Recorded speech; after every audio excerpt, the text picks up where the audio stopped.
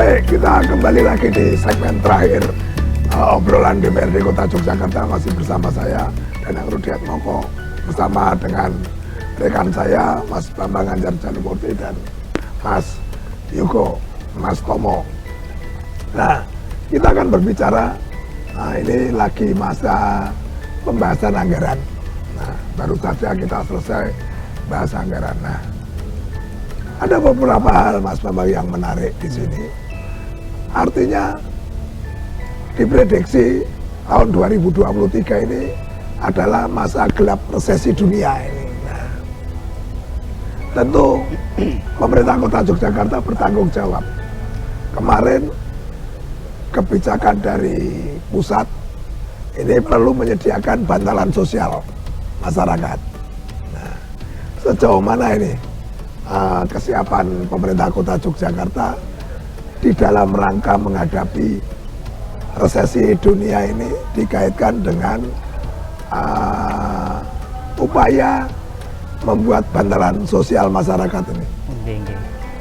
Yang jelas dikaitkan dengan proses penyusunan APBD, karena memang di APBD ini karena tadi kita sudah diprediksi sebenarnya hampir semua dunia juga sudah mulai mengalami resesi itu gitu ya, meskipun ya harapannya ini tidak kemudian semakin parah tetapi kemudian mulai kembali. Nah, di proses itu memang kemudian kita sudah mencoba merancang, memformulasikan anggaran itu yang sudah antisipatif terhadap resesi itu sendiri. Nah, salah satunya tentu yang pertama ya, di proses pembangunan kita akan dilakukan proses efisiensi dan penguatan di skala prioritas pembangunan yang tadi bahasa panjenengan, kemudian ada penguatan yang ada di masyarakat, di sosial, karena kemudian kemandirian ekonomi yang ada di masyarakat gitu ya, yang kemudian mereka mampu bangkit pasca pandemi, kemudian mereka sekarang sudah mulai bisa berkolaborasi, bahkan di beberapa tempat itu ekonomi atau ekonomi berbasis komunitas untuk kemudian pengembangan ekonominya itu sudah mulai eksis di beberapa tempat. Gitu ya. Nah, saya kira ini yang kemudian harus kemudian kita jaga, karena apapun yang terburuk nanti pada saat ya kita tidak berharap tapi kemudian resesi itu terjadi, maka negara akan lebih kuat kan gitu ya, karena secara teknis masyarakatnya sudah cukup mandiri, sudah mempunyai kekuatan tersendiri, bukan sesuatu yang sangat tergantung kepada negara yang harus intervensi kan gitu. Nah, ini yang kemudian ingin dibangun, dan dari program APBD yang kita susun itu memang kita coba, kalau dulu banyak anggaran fisik kita kurangi, kita lebih banyak ke anggaran publik kan gitu ya.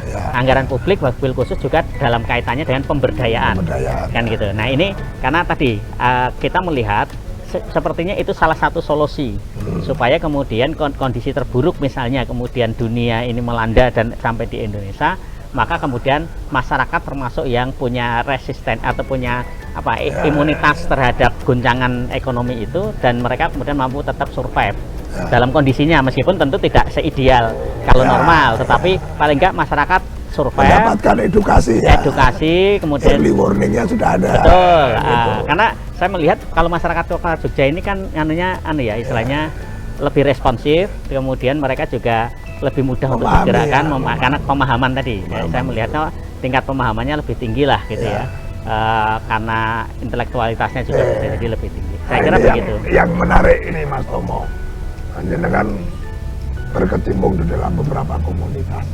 Tentu saja berita-berita terkait resesi ini kan menjadi isu yang menarik.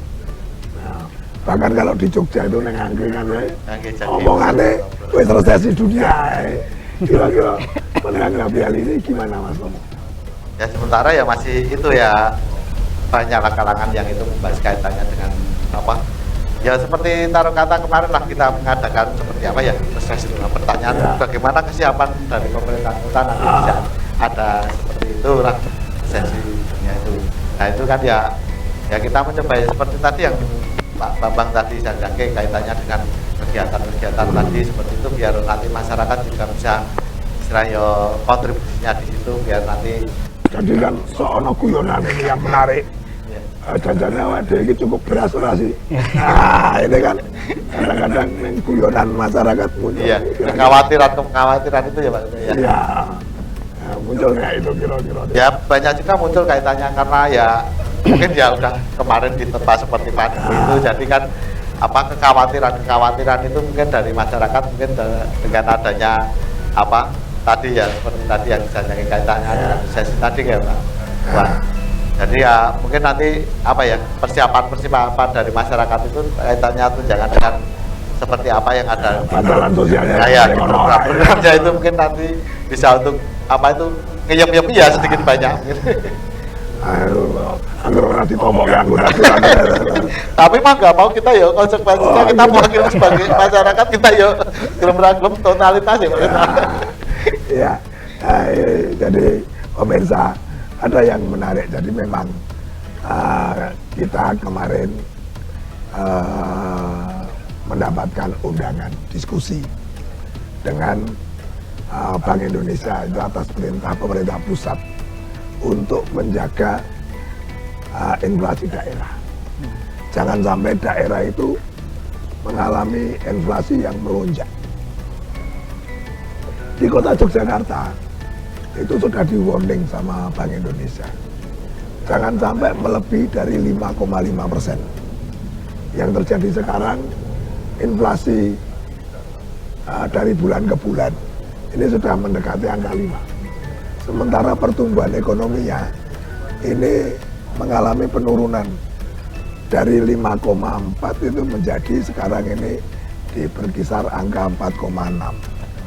Nah, ini tentu saja di akhir tahun ini kan kita harus berupaya. Apa maksud saya? Disangkutkan dengan tadi upaya-upaya peningkatan indeks pembangunan manusia, kemudian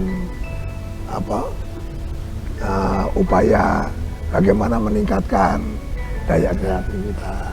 Nah ini postur anggarannya nenggon kono kira-kira perlu ditambah ora iki.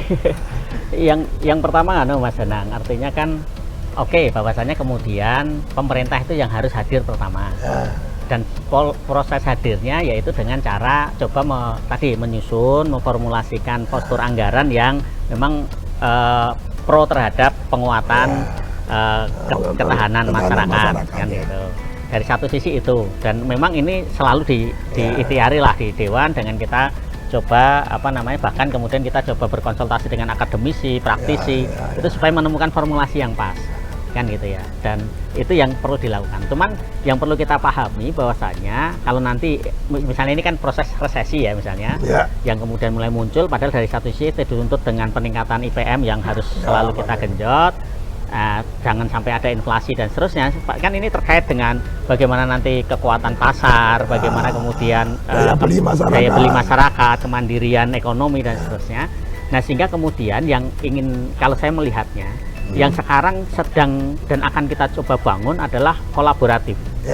Proses kolaboratif dari pemerintah menjadi satu sisi, usaha korporat satu sisi yang lain, kemudian masyarakat sebagai, jadi masyarakat bukan sebagai objek saja, tapi masyarakat juga menjadi satu sisi yang lain, partisipatif, betul. Terus kemudian akademisi juga harus hadir. Nah, kalau kemudian aspek kolaboratif ini kemudian bisa kita bangun gitu dengan keterbatasan anggaran kita yang realitasnya memang terbatas, apalagi pandemi kemarin PAD kita betul-betul turun, belum normal lagi. Nah, tapi dengan tadi kolaborasi yang dilakukan oleh semua pihak itu ternyata itu bisa menampilkan pembangunan yang ternyata progresif gitu loh. Lebih bisa. Jadi nilainya itu bisa jadi harusnya bisa dengan anggaran X begitu, kita mengharapkan hasil X tapi malah bahkan lebih dari itu. Karena tadi semua partisipasi dari masyarakat, sehingga memang resesi ini memang sesuatu yang harus kita pikirkan, tetapi bukan terus kemudian kita takut dan panik kan gitu.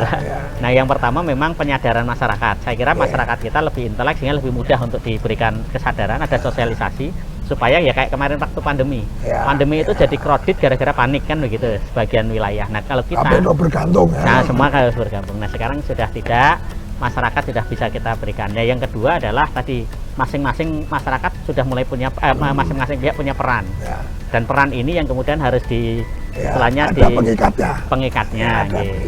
Kemudian dikolaborasikan gitu ya. istilahnya harusnya memang salah satunya nanti kepala daerah itu sebagai dirijennya untuk bagaimana semua potensi itu bisa maksimal. Nah saya kira dengan begitu resesi dalam tanda petik ya, resesi itu berat seperti apapun masyarakat tetap akan bisa kita ikhtiari untuk eksis gitu. Saya jadi teringat ini Mas Tomo. Konsep gandeng gendong itu gitu. Ya. Nah itu kan yang tadi diutarakan. Dalam prakteknya apa itu loh, yang gandeng gendong itu dalam konteks apa praksis sehari-hari yang itu. Ya. Dan kan Pak dari gandeng gendong itu ada juga di situ apa seperti apa keanggotaannya ya di situ apa ada dari yang dari lapisan masyarakat yang mungkin yang ada saya mungkin yang kurang mampu seperti yang kalau dulu ada kan ada program KMS itu kan harus ada keterlibatan di situ juga toh. Dan itu juga sangat-sangat mendongkrak kaitannya dari masing-masing seperti semua lapisan tadi Pak Data nanti ya ada yang seperti apa yang mungkin yang ekonominya lebih itu bisa mendongkrak dari masing-masing itu kan yang muncul gendong dan dari apa itu apa memanfaatkan dari potensi-potensi wilayah dari seperti apa usaha-usaha UMKM seperti jajanan pasar apa-apa itu kan nanti juga seperti pemerintah pun juga apa menggunakan seperti apa itu dari gandeng penggunanya itu Pak juga manfaatnya memang dari produk-produk di masyarakat itu ya. Ya, matur suwun Mas Bambang sama Mas Tomo. Ada satu konsep yang menarik yang digagas oleh pemerintah kota di tataran eksekutif, yaitu pentahelik kerjasama antar pengampu kepentingan. Yang pertama itu dengan konsep 5K. Nah, K yang pertama itu pemerintah kota, K yang kedua itu kampus, K yang ketiga itu corporate, K yang keempat itu komunitas, dan K yang terakhir itu kampung. Ya. Jadi 5K inilah yang nanti menjadi tumpuan. Jadi untuk warga kota Yogyakarta, saya hanya berpesan, konsep ini di setiap kampung, ayo kita mulai. Yang pertama, K yang pertama adalah kelurahan. Itu jelas implementasi dari pemerintah. K yang kedua, apa itu kampus? Coba cari di kampung di kota Yogyakarta. Pasti di dalam satu kampung pasti punya dosen. Dosen lah. Yang itu pasti pendidikannya lebih dari yang lain. Yang ketiga, minimal ada karyawan perusahaan yang tinggal. Yang ini bisa diajak kerjasama. Yang keempat itu komunitas. Nah, di kampung-kampung kota Yogyakarta itu pasti ada komunitas yang itu jangan diremehkan kekuatannya. Nah, yang terakhir kampung itu sendiri mempunyai potensi apa untuk dianggap. Nah, tadi Mas Toro menyampaikan ada konsep gandeng gendong. Kalau 5 unsur ini bekerja bersama, yang kuat membantu yang lemah, maka dengan 5K ini tidak perlu konsultan, bayar konsultan larang-larang gitu ya. Tidak harus mengeluarkan. Intinya seperti itu, sehingga apa? Warga masyarakat kota Yogyakarta, ayo mari kita galakkan secara sungguh-sungguh konsep pentahelik ini, 5K ini secara operasional, tidak hanya dalam tataran teoritis, tetapi bagaimana operasional ini. Dan saya yakin dengan konsep ini, apabila kita bersungguh-sungguh, kita akan melewati krisis ekonomi di tahun yang akan datang. Terima kasih. Saya Danang Rudiat Moko, Ketua DPRD Kota Yogyakarta, bersama dengan Mas Bambang Anjar Jalumudi dan Mas Tomo, Mas Yuko Tomo Priutomo, yang telah menemani saya. Inilah apa yang dilakukan oleh kawan-kawan Komisi D dalam rangka mensejahterakan masyarakat Kota Yogyakarta. Selamat menjalani dan menghadapi krisis yang akan datang. Tidak usah takut menjadi warga Kota Yogyakarta, tetap semangat. Kita punya jurus yang sangat ampuh dan harus kita laksanakan. Saya akhiri, wassalamualaikum warahmatullahi wabarakatuh. Waalaikumsalam warahmatullahi wabarakatuh.